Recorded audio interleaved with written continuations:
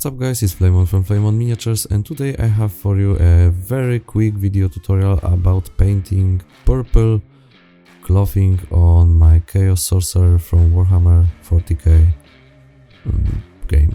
As you can see, the first thing I did is that I mixed white with a bit of magenta in order to create very bright, very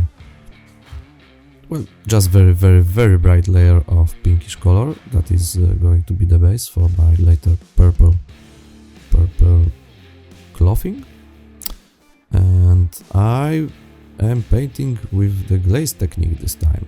So as you can see right now, I am adding a lot of water to my paint until I create very transparent paint.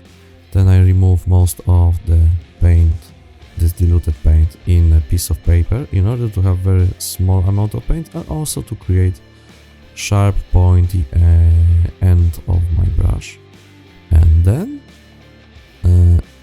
I am painting, as you can see, with tip and also with the side of my brush. I'm applying a very thin, very transparent layer of paint one after another. This is a video, so as you can see, it's not only speed up, but I also removed moments when I was letting paint dry. So don't get fooled by that. Between every layer there's a moment. I was also blowing on the miniature in order to let the paint dry a bit quicker, because as you will see, I will apply a lot of layers of this transparent paint. How much water I add, I cannot tell you with numbers because it's impossible, but as you can see on the video, I am presenting you on a piece of paper how transparent the paint is. But as you can see, it's a lot of paint. The thing is that you can very highly dilute your paint, then you will just simply have to apply a lot of layers of paint. You will see that. You see that, but I will continue, so you will also see that. We'll continue seeing that. So yes, there is a layer after layer after layer after layer, and yes, I will sometimes use tip of my brush, sometimes side of my brush, and video is very speed up. I was painting it for like an hour and a half, and I'm recording this video for a few reasons. First of all, it's nice to present some technique. Oh yeah, it's Vallejo purple. Okay, you can see the transparency right now, so it looks more or less like this. So I want to first of all show you how I'm painting, and also explain why I'm polishing why I polished this miniature on my previous video. It's because when you are painting with the glaze technique, every tiny uneven part of the surface becomes very visible.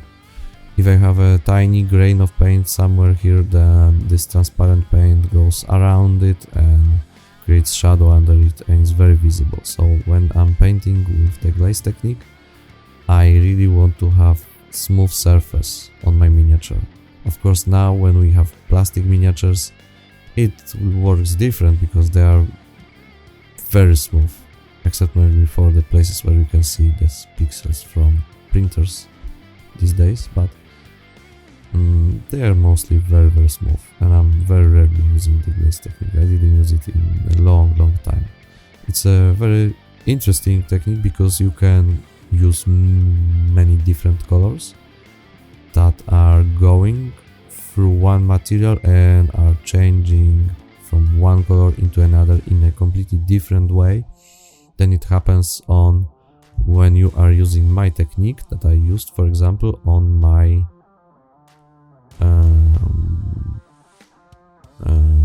Nurgle miniature Wormspat. Oh yeah, Wormspat he was called. It works different. Colors are more saturated when you are working from white base and with the glaze technique.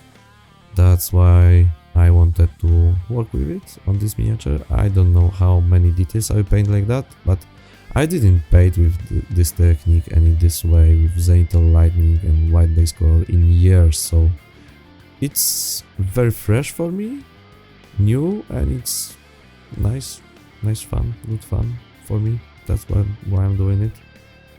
And yeah, I thought that like 8-minute long video can be cool to see. I hope that you will enjoy looking on it and maybe listening to my commentary. Of course, I started with magenta, which is the brightest color that I will use here, and then I'm using darker and darker colors, with which I'm pushing the shadows into darker levels. And I'm of course going further and further with these darker colors, leaving more, you know, I'm progressing with paint, so I'm painting smaller and smaller areas with darker colors. And the darkest color that I will use here is dark Prussian blue. And what I'm doing right now is a lot of experimenting, because for example, on the front of the miniature I started with glazing on white base color, and I think that it was a mistake. That's why this small part right here I painted first with this pinkish mixture of magenta and white, and I think it works better. The front is much less saturated, and I think I would like this to be rather saturated than flat like it is on the front. You will see in a moment on the end of the video. I will present you the front. So now I'm using dark Prussian blue for the darkest colors, because it's very dark color, and I think that it can look very cool if I will go and see how this piece of never mind. So I'm piece of dust became very visible because of the paint. So I think this can be very interesting if we go from pink through magenta and purple into very dark blue. I think that the effect can be very, very cool and interesting. Back in the day when I was a teenager, a few people were painting some details, I remember on faces even, like that, to create the feeling that this is very cold. And there was something really interesting about that. So I want to replicate this. I think it's very interesting. So yeah, there's dark Prussian blue only in the darker places. Maybe I will use a bit of black in the future, but at this moment I decided to just go with it and see where it will take me. There's no problem with adding black color in the future, but it's like it would be hard to back off from it. So at this moment it's just dark Prussian blue. So this is how it looks. I think it's interesting. Maybe I will add black in some places. Very strong contrast is making colors really pop out, really makes them saturated. And this is the front. As you can see, it is much less saturated because I had to go in a bit different way, but this you will be able to read on my PDF tutorial. In the meantime, thank you for watching, and I hope you enjoyed this. Bye!